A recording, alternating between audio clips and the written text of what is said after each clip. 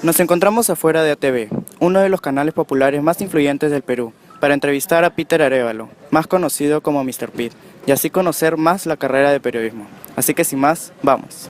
Y nos encontramos en este momento con el periodista Peter Arévalo, más conocido también como Mr. Pete. Muy buenas noches. ¿Qué tal, muchachos? Buenas noches y bueno, a su disposición para lo que ustedes crean conveniente.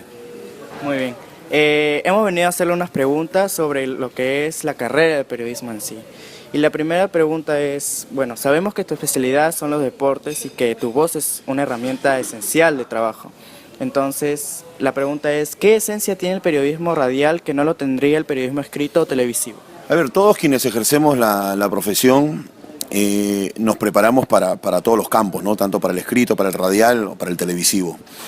Me parece que el que trabaja en la radio tiene la obligación de ilusionar a la gente, de ilusionar a quien escucha. Lo mismo es un caso muy parecido al que tiene que redactar algo. No tanto en televisión, porque televisión digamos que es más que nada contar lo que el televidente está viendo, pero yo creo que si hay algo que distingue a los hombres de radio y de prensa escrita es ilusionar a la gente con lo que hacen, ya sea con lo que hablan o con lo que escriben, ¿no? Muy bien. La siguiente pregunta es, ¿de qué forma el periodismo cambia la vida de una persona? Yo creo que te vuelves más racional, ¿no? Te hablo por ejemplo, desde mi labor, desde mi función, primero como hincha, por ejemplo, del fútbol y después como analista, ¿no? Yo creo que conforme van pasando los años y vas adquiriendo más experiencia, pierdes un poco lo pasional para ser más racional. Piensas más antes de hablar.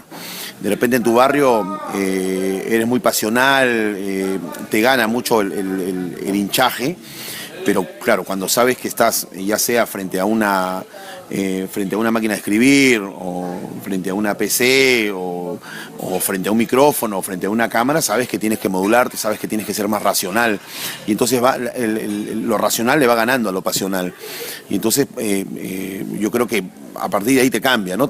Como que te hace madurar más en tus conceptos. Y creo que básicamente el cambio en una persona que hace radio o hace prensa y una persona que no la hace, yo creo que básicamente pasa por ahí el tema, ¿no? En tu opinión, ¿cuál es la labor fundamental de un comunicador social?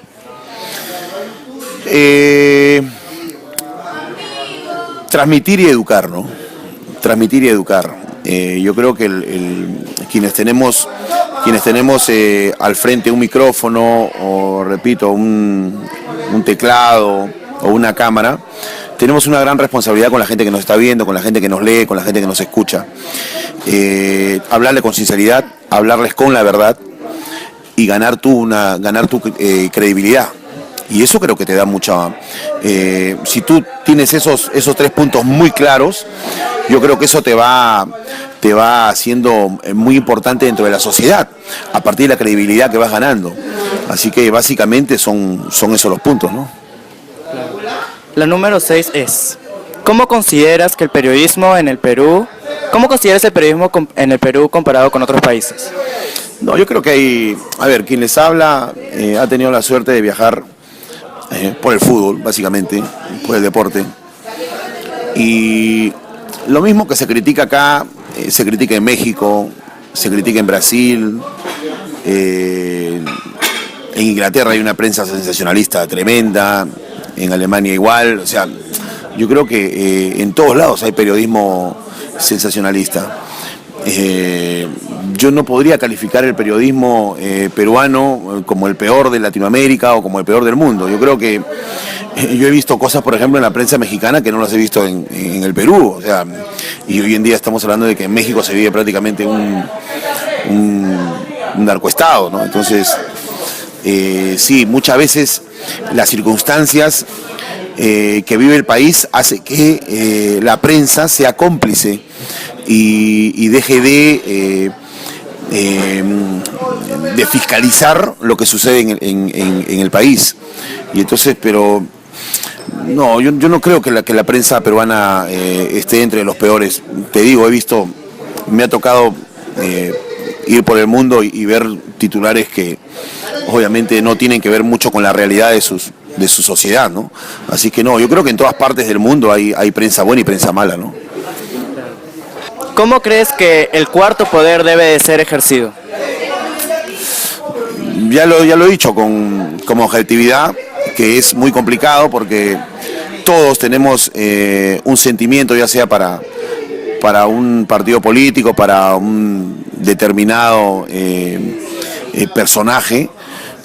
Yo creo que el cuarto poder, digamos que debería ejercer una labor de fiscalización siempre, no por el hecho de tener afinidad con el gobierno de turno puedes dejar de fiscalizar, porque al final te conviertes en cómplice de lo malo que se puede dar dentro de un gobierno. Así que nada, el cuarto poder yo creo que está casualmente llamado cuarto poder porque es el poder que tiene la prensa para fiscalizar cada acto, cada acontecimiento de los gobiernos de turno, ¿no? Y la pregunta final es, ¿qué consejos le darías a los futuros periodistas que están mirando este video? A ver, siempre es complicado, ¿no? Y yo siempre tengo un mensaje que a veces suena duro, ¿no? Yo creo que el periodismo es una pasión. No lo puedes llevar bien o no lo puedes ejercer de buena manera si no tienes pasión para hacer las cosas. Y el periodismo es eso, el periodismo es ilusión, el periodismo es pasión, y entonces si la tienes, nada, a esa pasión y a esa ilusión tienes que darle objetividad, tienes que darle seriedad y tienes que darle credibilidad y tienes que darle decencia. Básicamente, para mí esos son pilares fundamentales de llevar bien la profesión. Si no tienes decencia, vas a tener un corto plazo, un corto tiempo de duración en esta carrera, porque la decencia se hace muy conocida, pero digamos, lo prohibido y lo negativo también. Entonces yo creo que a partir de la decencia, a partir de la credibilidad, a partir de la seriedad, a partir de la objetividad, yo creo que van a poder seguir desarrollando esta labor fundamental y esta pasión. Yo te digo, yo de chico no soñaba con ser ingeniero, con ser abogado, con ser médico. Yo de chico soñaba con escribir en un diario, con hablar de fútbol en la radio o comentar un partido en televisión o con jugar al fútbol. Y de esto vivo. No todos tenemos el privilegio. Todos quisiéramos hacer lo que nos gusta, ¿no? O vivir de lo que nos gusta. Y algo que siempre le digo a los chicos, ¿no?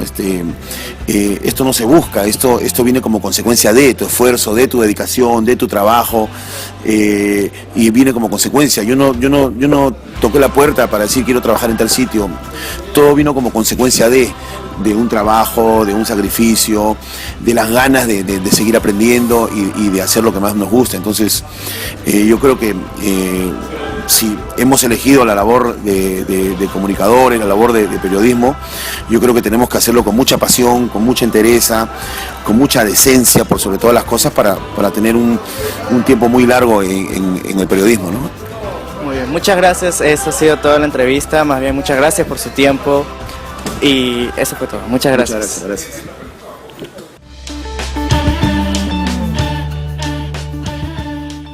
Acá nos encontramos con Rosana Cueva, una periodista, productora y conductora de Panorama, y efectivamente está acá con nosotros y vamos a hacerle las respectivas preguntas. ¿Qué tal? ¿Cómo estás? Buenas tardes, un gusto. Ya. Entonces, esta es la primera pregunta. En toda su carrera de periodista de investigación, ¿qué situación le ha hecho estar al borde de dejar su carrera? En verdad, dejar la carrera en ninguna. Creo que las etapas más difíciles han sido durante la época del fujimorismo, durante la época del montesinismo, donde las amenazas eran reales, con llamadas telefónicas, con seguimientos, con hacerte conocer exactamente qué era lo que habías estado haciendo el día anterior. Creo que fueron los momentos más tensos, más duros, pero de ahí a dejar la carrera sí nunca se me ocurrió. He tenido que dejarla así porque, digamos, en Canal 4, por ejemplo, cuando hubo esta investigación con Toledo, simplemente nos dijeron, o le pides perdón al presidente o hasta aquí llegamos. Entonces, con Carlos Espada dijimos, hasta aquí llegamos porque no vamos a salir a pedir perdón por algo que creemos que estamos en lo correcto.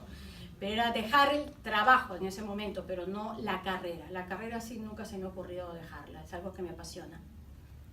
Muy bien. Y bueno, la siguiente pregunta es, cuando usted estudiaba en la universidad, ¿ya trabajaba en el campo? No, no, porque en verdad esa es una oportunidad que se da más en ciudades como Lima. El centralismo en nuestro país es tan fuerte que hace que la mayoría de medios de comunicación de difusión nacional que pueden permitirse el lujo de tener probablemente una planilla o un equipo mucho más amplio, se encuentran aquí, en Lima, mientras que en Piura eso estaba muy restringido, como que habían solamente 2 diarios en ese momento, no Correo, El Tiempo, en televisión apenas era un noticiero, y porque además en un primer momento yo opté incluso por el tema de marketing, llegué a interesarme a medida que avanzaban los cursos por el marketing, la publicidad, pero luego cuando ya tuve que salir a trabajar, entré justo para Americana Televisión aquí hace 30 años ya, y entré al periodismo y desde la primera semana simplemente terminé completamente enamorada de la carrera, ¿no? Y desde ahí no la he dejado. Ya. Y en toda la carrera del periodismo, ¿cuál es el lado oscuro en sí del periodismo? El lado oscuro, no sé si el lado oscuro, pero sí creo que hay que ser autocríticos, o sea, nos falta profesionalizarnos, nos falta respetar lo que yo siempre denomino el debido proceso, así como cuando uno ve las películas gringas donde dice una intervención, si no tiene la orden de un juez no te metes. Entonces yo sí creo que en periodismo nos falta respetar un montón de pautas para cumplir realmente con lo que debería ser un debido proceso, incluso en el momento en que tú accedes o obtienes una información, ¿no es cierto? Yo detesto las grabaciones sin consultas, o sea, si vas a utilizar la cámara escondida, o sea, la cámara escondida vale en la medida en que vas a acreditar un delito o un hecho irregular, pero no robar un testimonio, ¿no es cierto? Entonces, ese tipo de prácticas creo que nos falta un montón, el tema de conflicto de intereses, el tema de que exista el término de periodistas mermeleros, ¿no es cierto? Que se puedan prestar a que te puedan estar pagando algo para poder cubrir una u otra noticia. El hecho de que por un tema político te puedas cegar y ser demasiado tendencioso. Entonces, ese tipo de prácticas creo que se tienen que todavía desterrar de nuestra carrera. Tenemos que empezar a buscar un periodismo en el que pues ninguno tenga que estar teniendo camisetas, sino simplemente hacer periodismo. Te duela o no te duela, te guste o no te guste, son los hechos los que mandan y ese es el periodismo por el que tendríamos que estar apostando todos. Y, por ejemplo, ¿qué tipo de dificultades se presentan en un periodista al iniciar en su trabajo? Es que es dificilísimo porque además como mercado laboral no es fácil. No hay muchísimos medios, no es que haya una rotación demasiado alta. Hay un momento en el cuando tú empiezas en el que te puedes quedar durante mucho tiempo en una etapa, ¿no es cierto? Entonces de repente, como lo veo en los noticieros, entonces pasado un tiempo ya empiezas a crecer, a tener familia, entonces optas por dejar el periodismo porque obviamente tienes que mantener también a tu familia y ya como reportero no es suficiente. Y pocos llegan a ser productores, pocos llegan a ser directores. Y por lo general, si tú ves en muchos medios, sobre todo en lo que es prensa escrita, el director no es un periodista de carrera. Entonces sí hemos sido desplazados probablemente por economistas o hemos sido desplazados por abogados. Entonces sí creo que hay que revalorizar más eso, pero también partiendo de que nosotros como profesionales estemos a la altura de algunos de esos retos, ¿no? Entonces que también requiere un poco de cabeza fría y una mayor preparación. Claro. Eso es todo. Muchas gracias. No, a ustedes.